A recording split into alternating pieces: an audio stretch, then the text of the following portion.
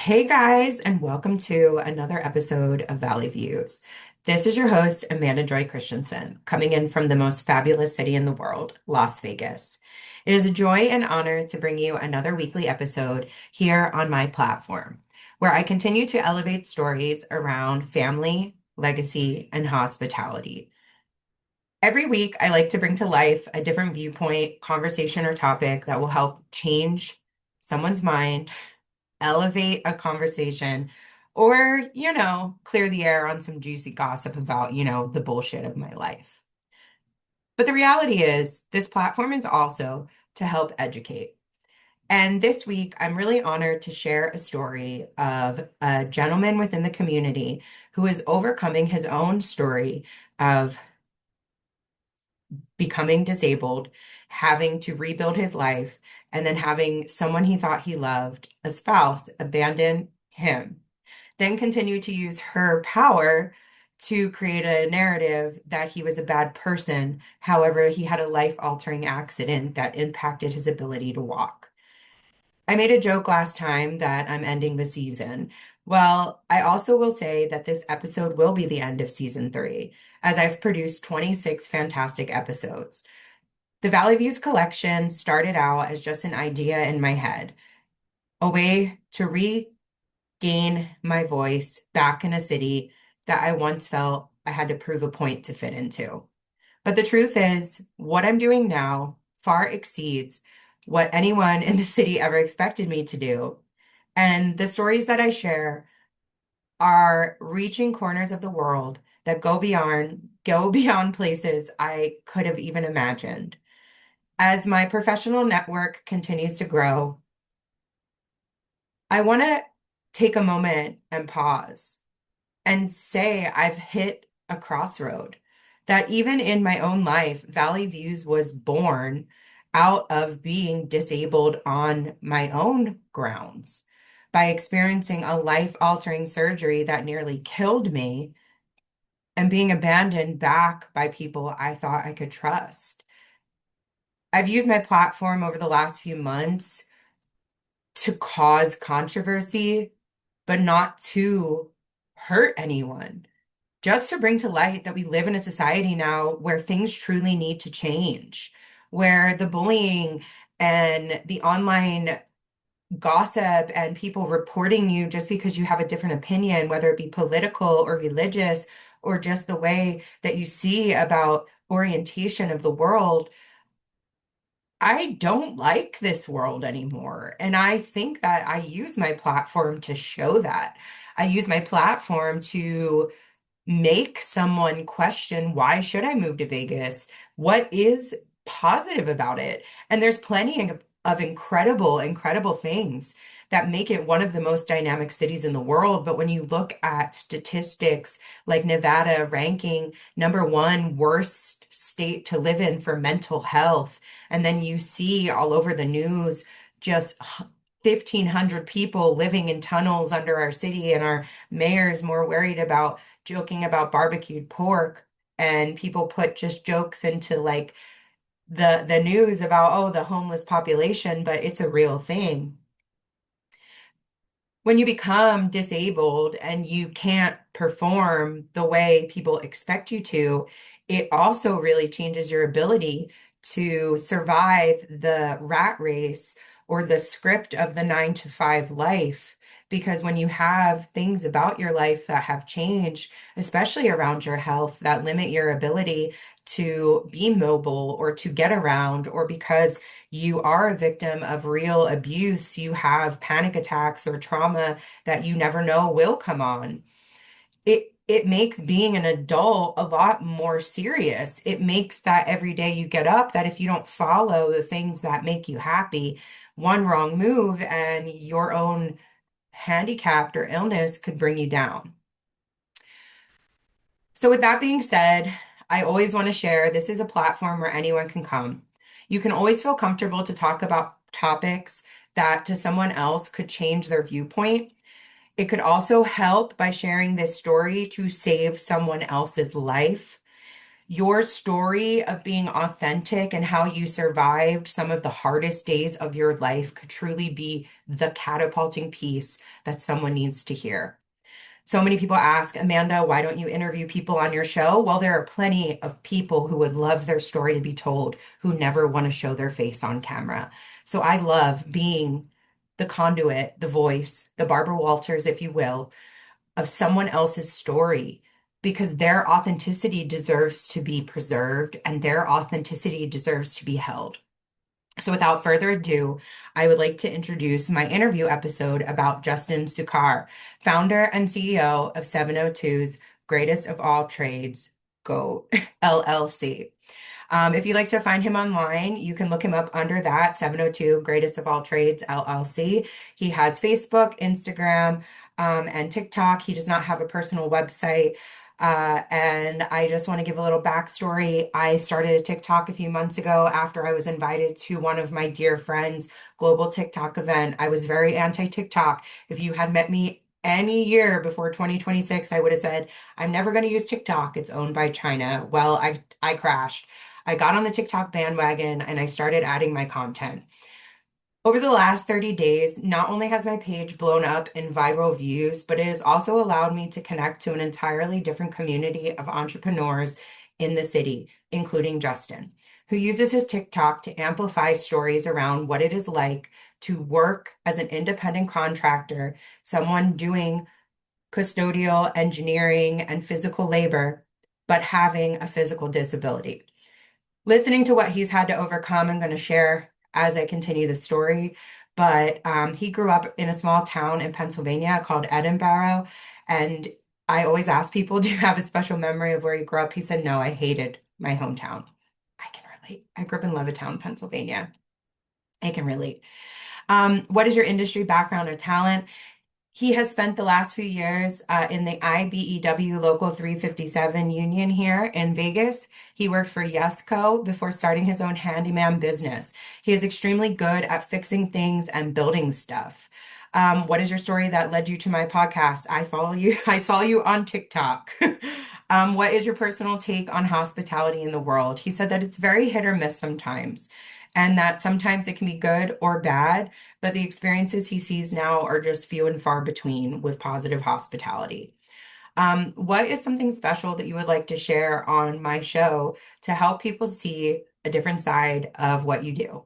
What is your valley view?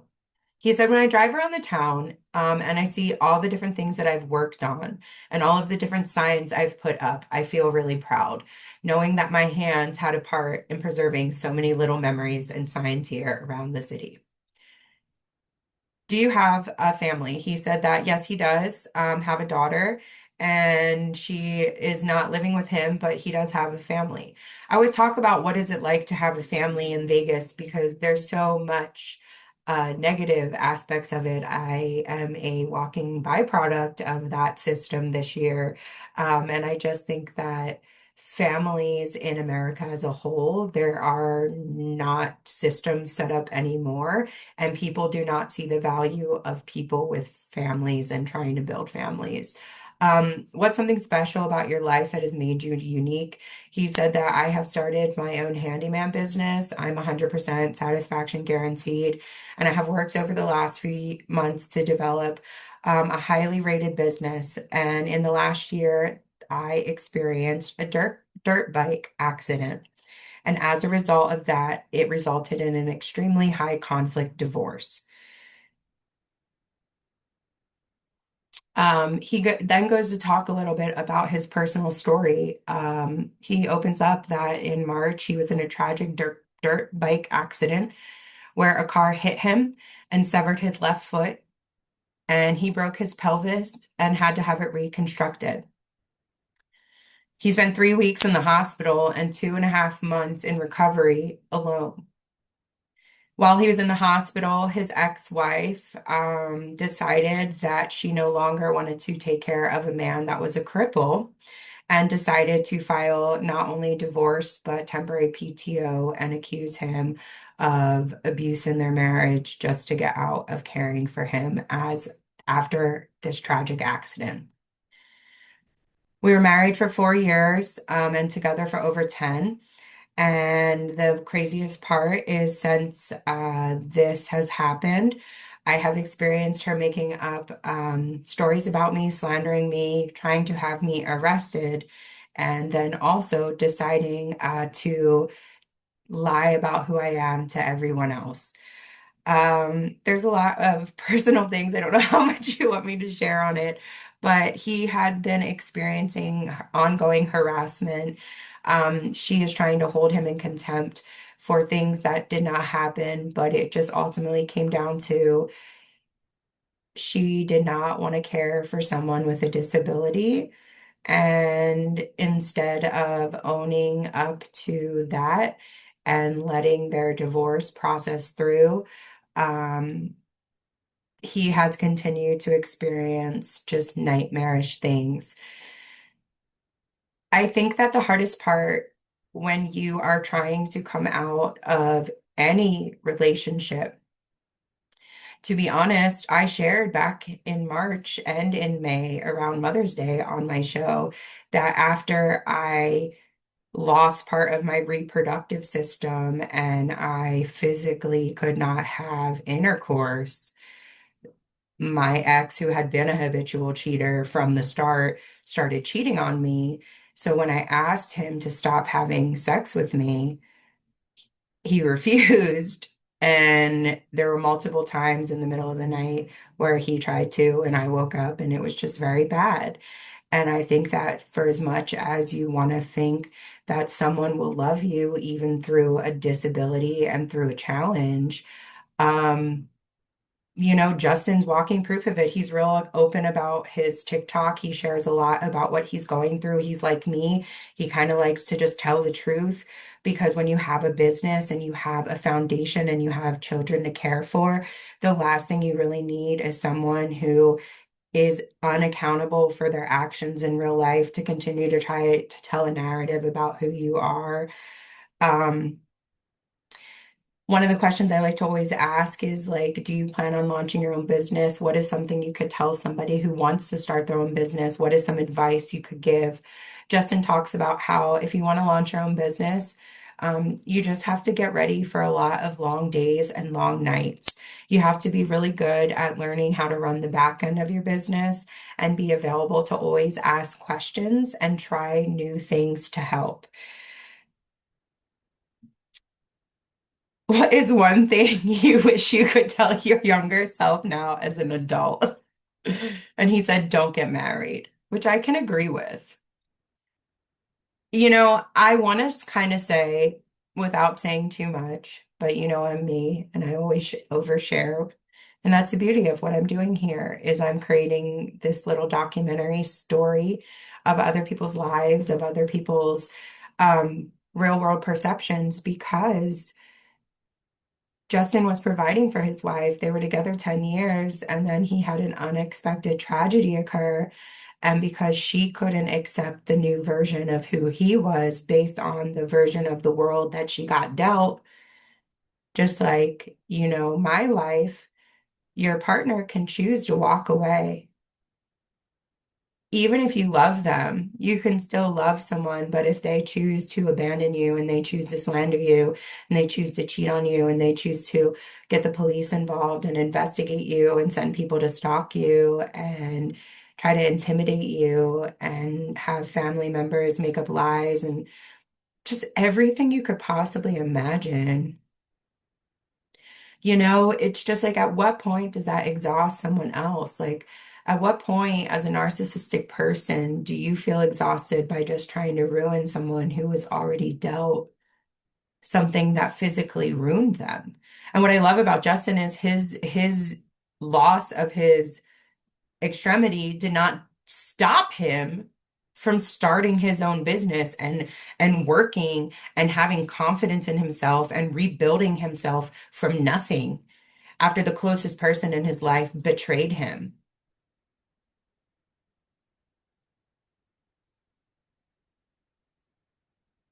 And every week I show up and I see my numbers go and I see my impact and I see the people who come back and I see the views, I know these are topics that affect men and women. Men are just as victim of abuse and slander as women are. But if Justin went to his buddies and said that was going on, they're going to believe him a lot more than if a woman in a company tries to go to a man and say the same thing. And just so many times in this cycle of the system that we have, so many people want to look and say, well, don't feel like the victim. Your abuse is over, so why are you harping on it? But yet, every aspect of the system is just to reiterate or re explain or rewrite a document to restate as to why you're so traumatized or so sick or so upset or what happened to just make you relive it that like the system is creating sicker people. The system by pushing someone who has been through the trauma to then have to be investigated and then have police involved and then to have TPO served because of violence. But no one actually wants to just like talk about the fact that people are truly mentally ill. My ex is legitimately like has a brain that is so just broken that it's like no matter if I was bleeding in front of him or had a bullet in my heart, he does not have that emotional and mental capability to like feel. And I think that that is the other part of this show is like I have created this space in the world of the internet where I don't fit into a box on what my show is because my show is a space, a safe space for me, but a safe space for someone else to come who has no one, who has no one, who has to look in the mirror every day despite the disabilities that life has handed to them, whether it be a result of an accident they had control over or not, and still step into the world and expect people to just, not cast them aside. I hit a breaking point this week too in just my own limitations, where I spent 5.5 years with someone. Before I met him, I had a career, I had stability, I had a working reproductive system, I had confidence, I had friends, I had a community. And through the 5.5 years of his abuse, financially, emotionally, verbally, physically, sexually, I lost everything. A version of a family, of a life that I deserved to have because he had a problem with his own addictions. But the problem is this addiction of the world that we live in is just to sexualize women and just think that we're just these disposable commodities that should just be available. And men feel this way too. Like Justin felt that way. Why did he suddenly get cast aside by the woman he dedicated 10 years to just because he had an ailment? That didn't stop him from being a provider, that didn't stop him from getting surgery and overcoming and recovering, but he did it alone. And when you have to do things alone, you don't need anybody. You don't need the approval of the next person in the room because the only person that you've ever really relied on is God. And there's been so many moments in my life where the only reason it made sense was because of God. And the last year of what I lived through yesterday, the picture popped up that I had moved into the new house that I had worked so hard to get for my kids. Till a year later, having none of that, going bankrupt, being blackmailed and blacklisted and stalked by horrible, evil, cruel people who just thought it was funny to ruin my life because they were just losers in their own. Um, I was destroyed and humiliated by a man who never actually wanted me to be successful.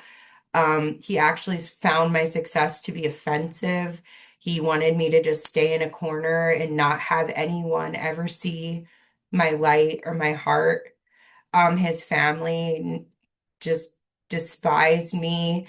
Never showed up to my wedding, but showed up on my fu or on the divorce day. There's so many things that I have psychologically been through and rejection I've experienced as a result of just trying to authentically be me that I literally like have no hope left for the world except for what I do with this show. This show is the only piece that one day will matter. And it was never about the money. It was about literally finding someone like Justin because he's just like me. The pain that he felt, the dedication to the life, to the vision. He's still proud of who he is. Heck yeah. Heck yeah. He's a goat. Proud of who I am. And I don't let the scars of the past define me. And I look around the city and I think about all of the jobs I've had and all of the special events I've thrown and all of the millions of lives that I've had the gift to exchange my spirit with. And I love it. It's the most purest thing. But when I look around and see that other people have had to face similar things I've faced, and people have not turned their back on them, and people have shown up for them, and have covered for them, and have given them God's grace, and none of those things were ever done for me. I hope you all understand why I'm just the way I am. Outside of my mother, there's not a single person in this world that ever showed me real affection, that ever showed me real love, and that ever really made me feel safe. And everyone who ever made me feel safe and said it was safe to open up only ever took that and just used it against me to feed their own ego as to why they're so much better than me and why I'm just some little miss nobody.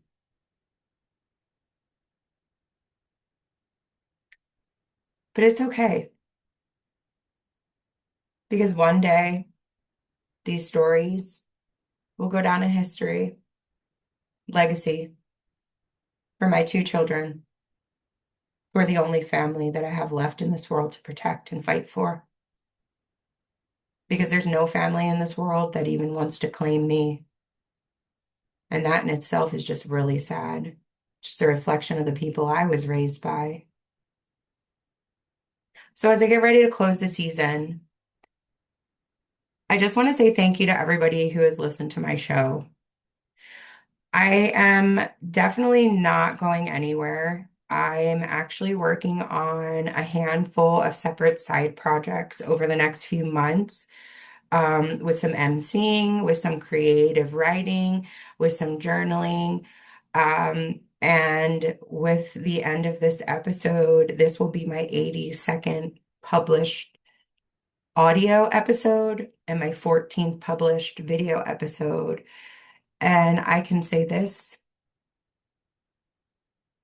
I'm changing the world one episode at a time. So as season four gets ready to kick off, I'm going to be just getting back to continuing to take interviews. If you want to be on my show, feel free to reach out to me. You can find me on Valley Views Media Group. Valley Views Media. Look me up on Instagram, LinkedIn. I have Valley Views media.com is my website. I mean, you can email me, you can ping me. But Justin, thank you for sharing your story. I respect the fact that you were man enough to recognize the things that I was going through and just validate that the journey I'm on isn't going to stay this way forever and that I deserve to be with someone who really respects me and didn't just see me as a disposable person in the world. And every time I write an episode and I bring to light another person's viewpoint, it's always a pleasure. And just remember, no matter where you are in your car, you can always drive around and get a new perspective. Las Vegas is one of the most amazing, but truly strange places to live. And as somebody who continues not to fit the mold and not to walk in the fake girl vibe or fake guy vibe, I can just say that I can't wait to see what happens next. The month of August is going to be great. And I'm just really looking forward to the energy I get to bring to the small rooms that I get to ignite. And I'll catch you guys on the next episode. Bye, bees.